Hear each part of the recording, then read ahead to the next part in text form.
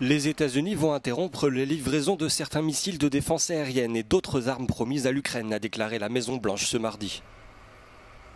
Une décision prise par l'administration Trump qui a émis des inquiétudes concernant le niveau de ses propres stocks. Certaines de ces munitions avaient été promises sous l'administration Biden.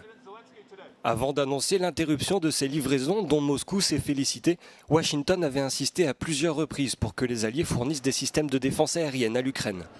Le chancelier allemand Friedrich Merz a déjà étudié la possibilité d'envoyer des missiles de croisière Taurus à l'Ukraine, mais a souligné que son pays ne participerait pas à la guerre. Il a également indiqué que ce même principe s'appliquait aux missiles de croisière déjà fournis par le Royaume-Uni et la France. Cette décision est un véritable coup dur pour Kiev, qui a appelé à maintenir un soutien militaire constant alors que la Russie intensifie ses frappes en Ukraine. Près de 5500 drones ont été lancés par Moscou au cours du seul mois de juin, ce qui représente une augmentation significative par rapport au mois précédent. L'Iran a officiellement suspendu sa coopération avec l'Agence internationale de l'énergie atomique, l'organe de surveillance nucléaire de l'ONU. Ce mercredi, le président Massoud Pezeshkian a promulgué le projet de loi voté massivement par le Parlement la semaine passée.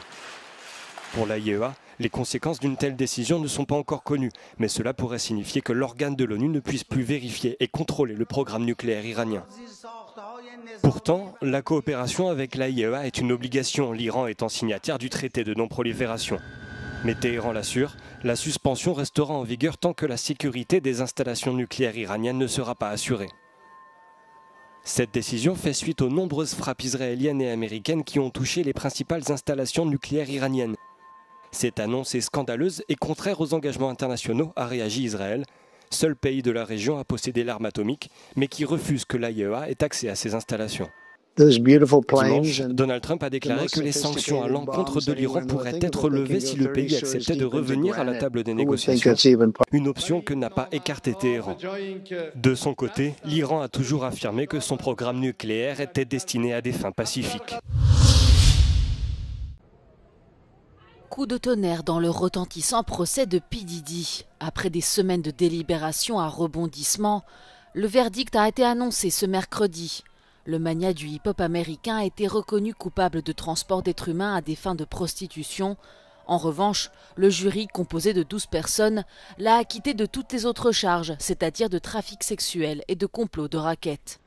P. Diddy est accusé d'avoir forcé des femmes dont son ex-petite amie, la chanteuse Cassie, et une ancienne compagne plus récente ayant témoigné sous le pseudonyme de Jane, à se livrer à des marathons sexuels et aussi d'avoir mis en place un réseau criminel dont il était la tête pour organiser ces marathons, nommés Freak-Offs. Combien de temps P. Diddy passera-t-il à 55 ans derrière les barreaux? Les deux charges de transport d'êtres humains à des fins de prostitution sont chacune passibles d'un maximum de 10 ans de réclusion. Il appartient désormais au juge Arun Subramanian de fixer dans les prochaines semaines une peine qui s'annonce particulièrement lourde. En attendant, celui-ci a refusé la libération de P. Diddy sous caution d'1 million de dollars dans l'attente de sa condamnation. I'm here in Copenhagen for the start of the Danish presidency of the EU Council, and one priority is key: security. Denmark wants to ramp up defense spending across the European Union in order to build deterrence capabilities against Russia.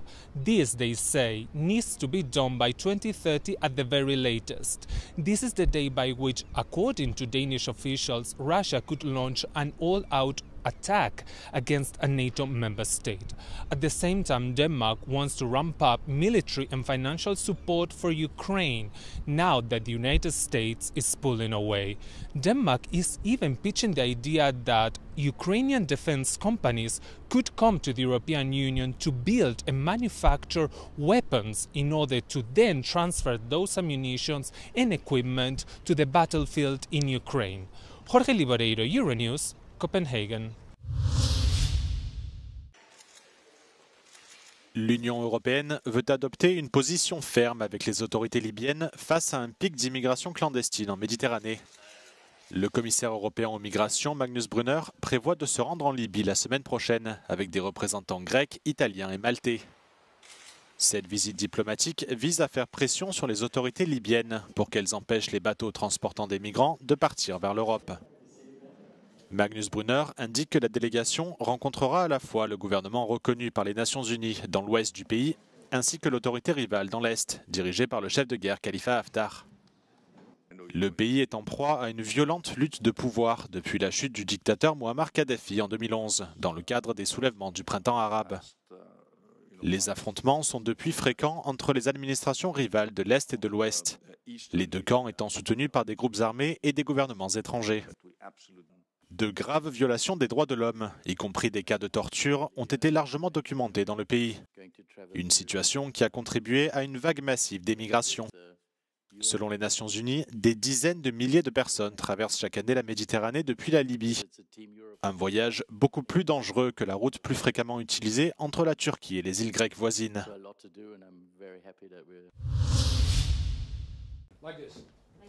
Wopke Hoekstra, le commissaire européen chargé du climat, défend sa stratégie présentée pour atteindre une réduction de 90% des émissions de CO2 d'ici à 2040.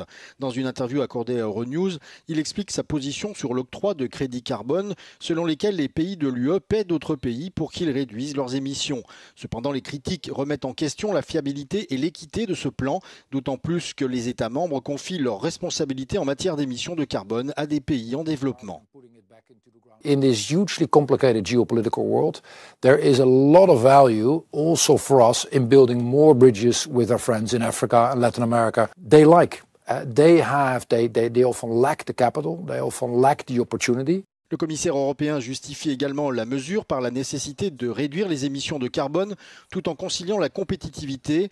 Ses détracteurs affirment que la Commission s'attaque aux dispositions de l'accord vert de l'UE. Hoekstra affirme qu'il peut faire les deux. There is some sort of a discrepancy between on the one hand economic growth and on the other hand climate action. And our job is to make sure that we continue with climate action, but do so in a way that works for our people, works for our companies and works for our economy. L'objectif fixé pour 2040 constitue une étape intermédiaire vers la neutralité carbone visée à l'horizon 2050.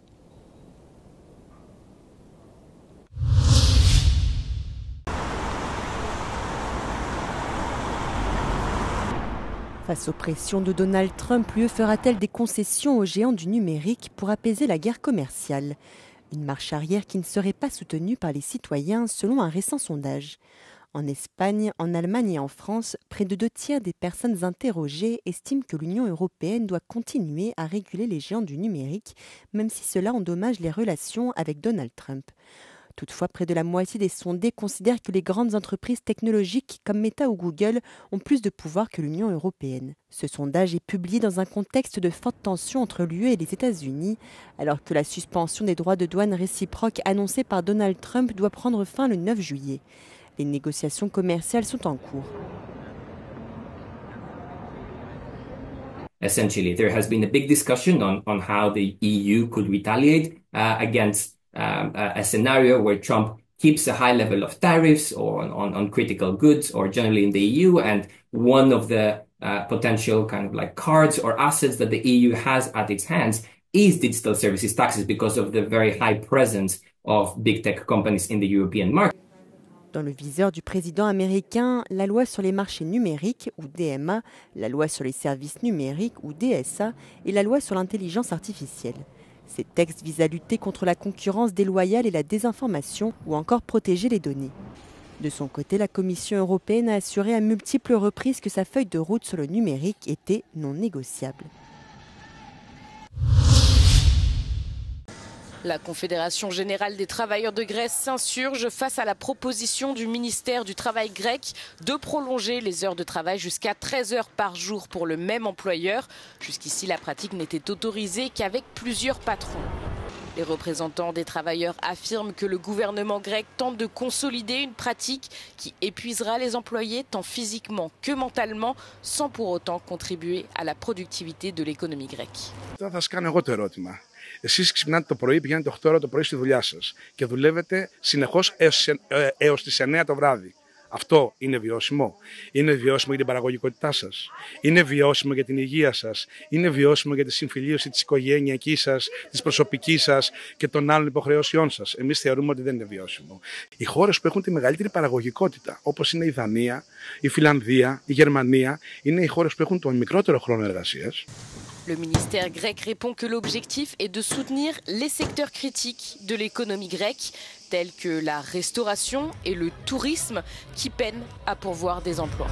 Σε μια αγορά εργασίας που έχει ελλείψεις εργατικού δυναμικού, προσπαθούμε να προσαρμοστούμε, ούτως ώστε να ανταποκριθούμε ακόμα καλύτερα σαν εργασιακό πλαίσιο στις σύγχρονες ανάγκες της αγοράς εργασίας.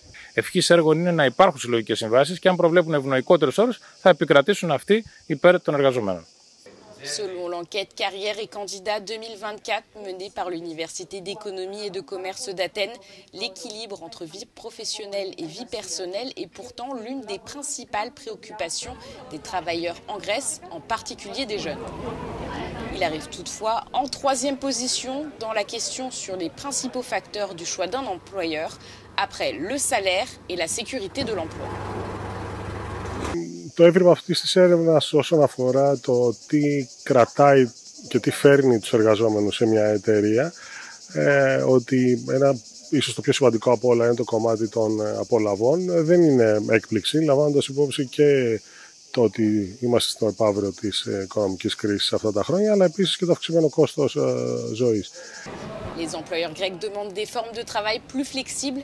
Ils affirment qu'ils ne trouvent pas de travailleurs et que les postes vacants mettent en péril la viabilité des entreprises. Le taux de chômage en Grèce est tombé à 8,3%, son niveau le plus bas depuis 17 ans.